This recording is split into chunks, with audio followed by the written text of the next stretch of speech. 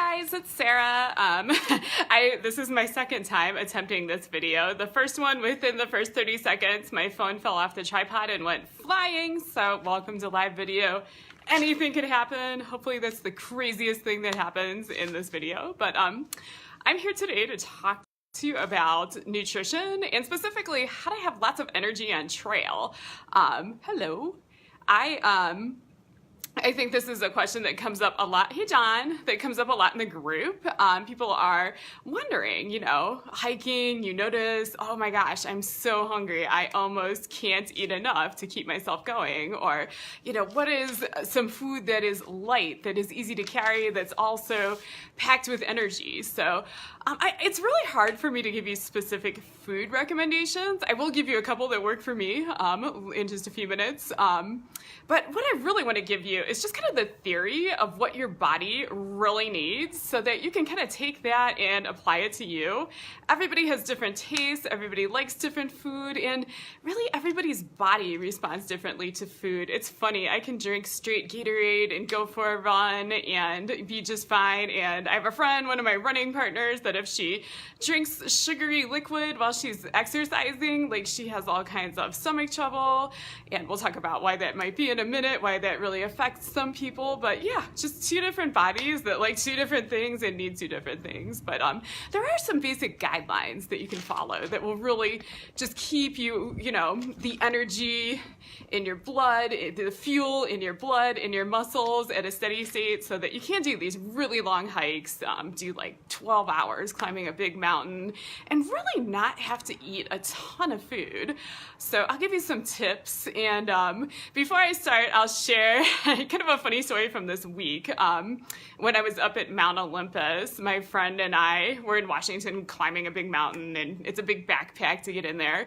And we had this wonderful guide. He was amazing, and he's actually a guide on Mount Everest. So we're like, one of our questions, we had lots of questions for him, but like one of the things we were super curious about is, what's he gonna eat? Like, what's he eating on trail to fuel? So we were like spying on him and looking in his snack bag, and it was hilarious. I thought maybe he'd have some like really special sports nutrition, fancy schmancy bars, and I'm looking in his bag and I see Reese's peanut butter cups. I see those cheese and peanut butter cookies that your mom used to feed to you as a child. I see like Starburst, like all kinds of candy, like things, clean eaters and paleo people, would never touch. So we thought that was hilarious, but he was obviously a monster. Like there's obviously something in there that works. If you're guiding Mount Everest, you probably have your nutrition dialed in pretty freaking well. I mean, he wasn't guiding, obviously, Mount Everest with us, but still. Hey, Pam. So why that works, really carbs are really important when you're active. The one thing that your body really wants is glucose. Pretty much all the carbohydrates in your food and even some of the protein gets broken down into glucose. So how do you get glucose in your body?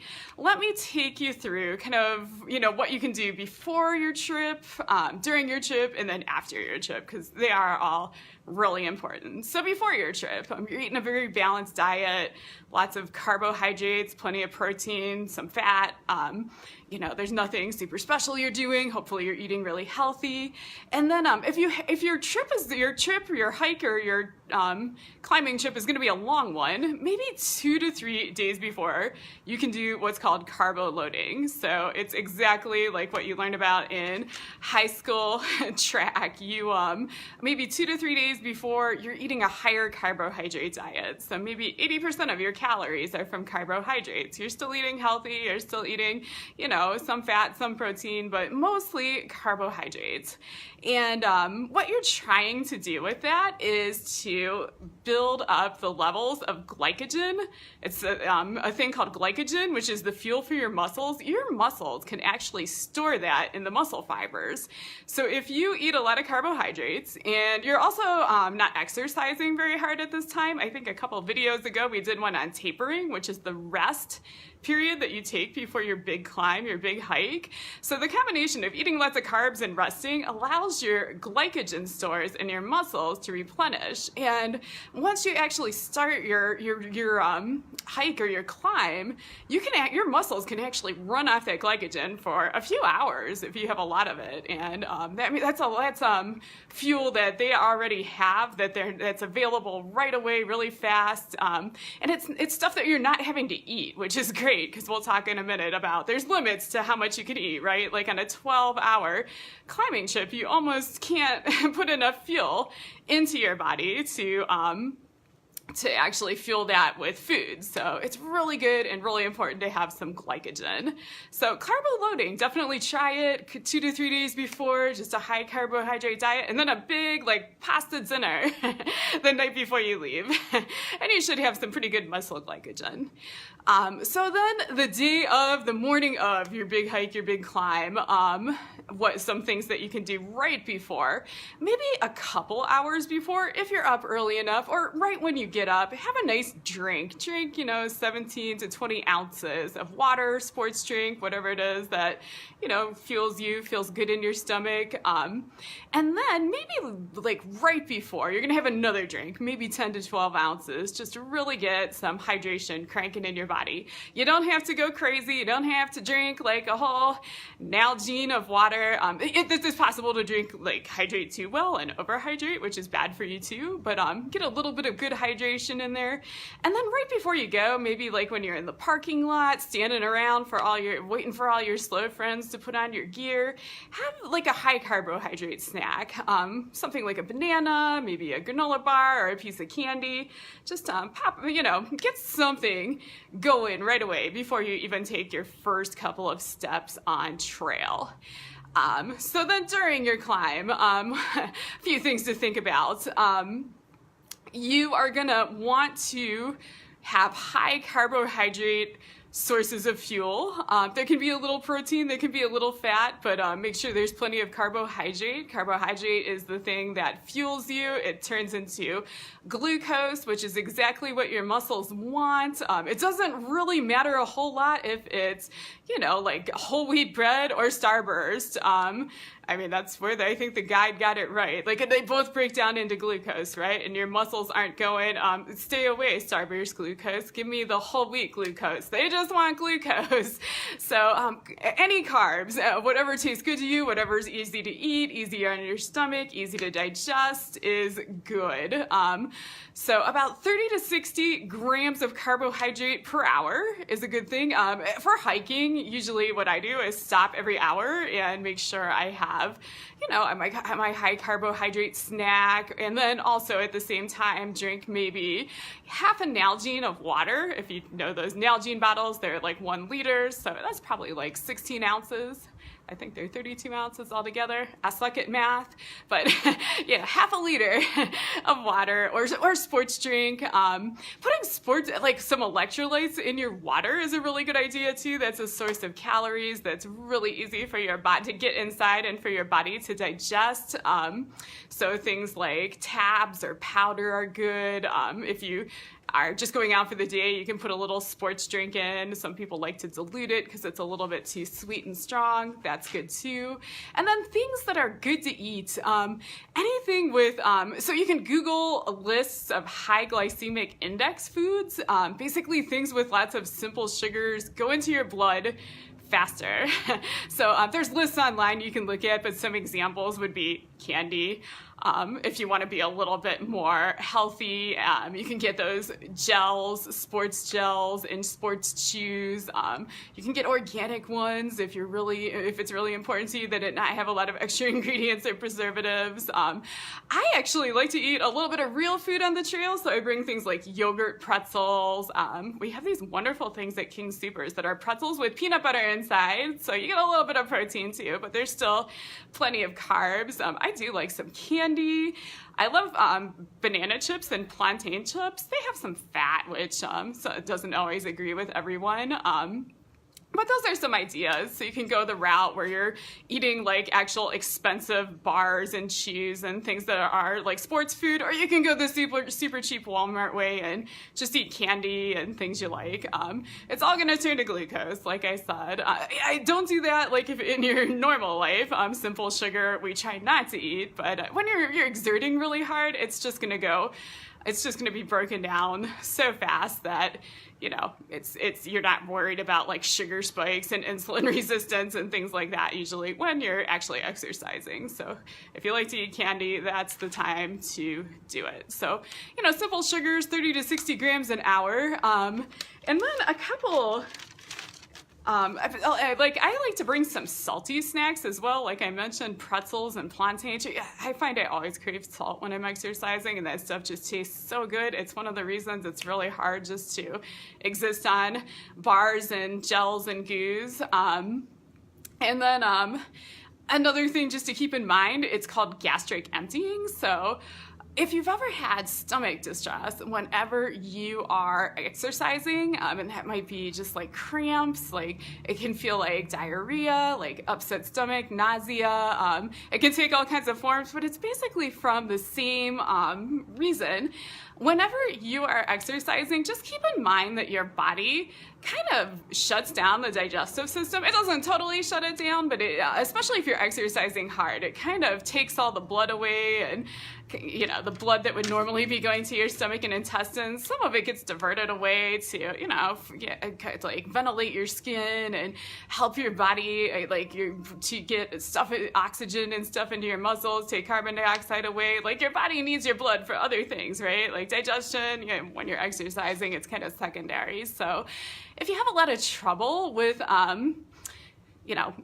so whenever your digestion shuts down, anything you eat kind of sits in your stomach and it slashes around. So if that's a problem for you, one thing to know is that it does tend to get better with training. You can kind of train that away just by, you know, eating while you can try eating like smaller meals more frequently. You can try different foods, sometimes going with the really simple sugars and goos and candies and things that are easy to digest. People do a little bit better. You can try things like putting drink mix into your water, diluting it so that it's not quite so strong, but gradually just kind of getting your body used to eating a lot while you're exercising is a really good thing to do and something to kind of play with while you're training. Like I said, if that's something that's an issue for you, just try to do like smaller meals. Maybe you stop twice an hour and have like a couple bites of food, and kind of see what works for your stomach.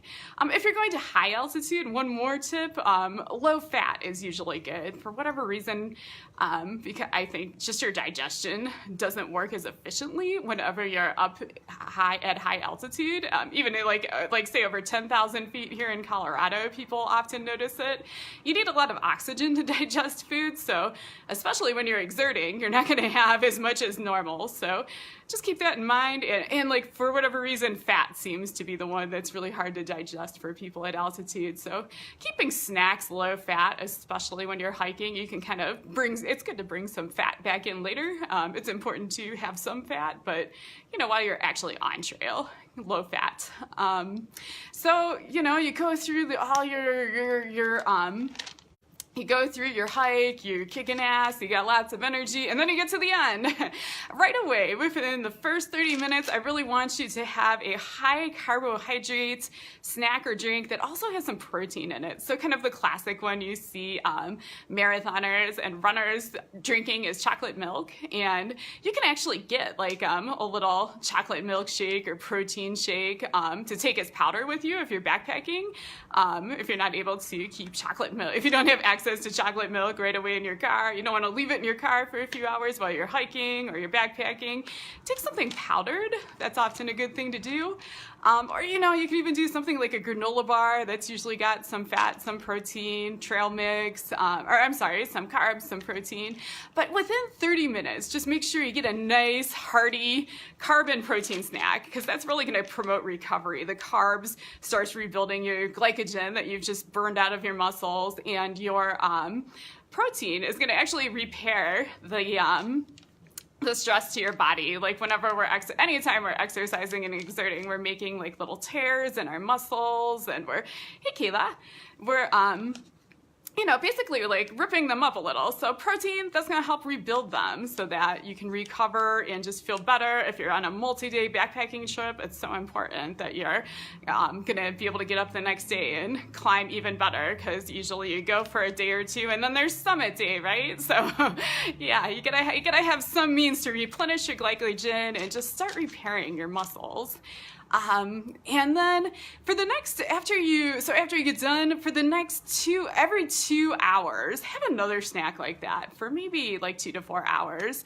You just really need to, if you've been exerting really hard, especially us hikers and climbers, we burn like sometimes several thousand calories, like in a workout. There's no like really other sport that I can think of that does that, maybe like ultra marathoners. So definitely make sure you're getting some good, wholesome, hearty, yummy food, lots of carbs, lots of protein. You can have some fat now, and just getting lots of good stuff in there. And it's fine. I think a lot of people, if they're, there's a lot of people, I think even in our group, that are maybe hiking to get in shape or hiking for weight loss. Don't worry about like calories. Don't restrict at all. Like on days when you're having a really big workout like this, just eat when you're hungry. Your body will often tell you like what it's kind of craving. I know like when I ran my first marathon, I was a vegetarian for like 6 years at the time, and I had never cheated. I was like really, really a good vegetarian, and I got to the end and my mom was standing there and she's like, let's go out to eat. What do you want to eat? And I'm like, a hamburger. So like the salt, the meat, the protein, like the bun was carbs, my body wanted it all. And it told me like so strongly, and I did go eat a hamburger. But yeah, your body will often kind of tell you what you need.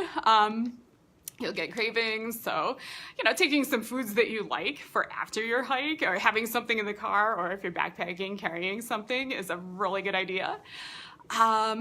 And then vegetarian, like a word for vegetarians, like protein, once again, is so important. And plants, you guys know, you're vegetarians, like plant sources of protein are incomplete. So make sure you're doing the right combinations. So rice alone, an incomplete protein, beans alone, an incomplete protein, but rice and beans together, a complete protein. And there's a couple other pairs like that. Just make sure you are getting a complete protein within those 30 minutes, and then a few times within those hours after your workout. So that is all my tips on nutrition on trail. Did you have any specific questions? Go ahead, you can type them in the comments if you want.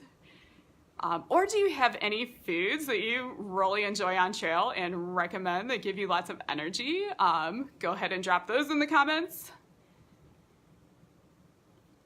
While you're typing, I will just check real quick and see.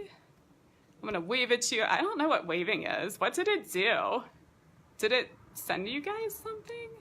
I am so bad at live. I don't really know what half this stuff does. But anyway, yeah, seeing no comments, I'm gonna go ahead and just log off for now. Thank you guys so much for tuning in. If you're on the replay, feel free to comment, ask questions. I usually, I'll check those tonight one more time, and then once tomorrow morning, and make sure those get answered. And yeah, thank you so much for watching. And Kala, I'm so sorry if I'm mispronouncing your name, but I think you're new, so welcome to our group. I hope, you'll hop on, introduce yourself, feel free to ask lots of questions. People here are awesome. Pam, who's also watching, is awesome. She'll help you. We'll all try to help each other out. So yeah, welcome. Hope to see lots of you in there, and yeah, have a good night. Take care.